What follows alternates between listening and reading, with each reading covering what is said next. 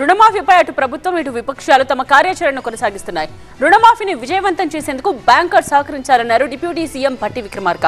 మరో అంశం ఈ నెల 22న ధర్నాలు చేపట్టాలని బీఆర్ఎస్ నిర్ణయించింది. తెలంగాణలో కాంగ్రెస్ ప్రభుత్వం చేపట్టిన రైతు రుణమాఫీ కార్యక్రమాన్ని విజయవంతం చేయడంలో బ్యాంకర్లది కీలక పాత్ర అన్నారు డిప్యూటీ సీఎం భట్టి విక్రమార్క. తాము ఇప్పటి వరకు 18,000 కోట్లు బ్యాంకులకు చేర్చితే రైతులకు మాత్రం 7,500 కోట్లు మాత్రమే చేరాయని అన్నారు. రుణాల మాఫీలో వారం ఆలస్యమైన ఫలితం ఉండదన్నారు.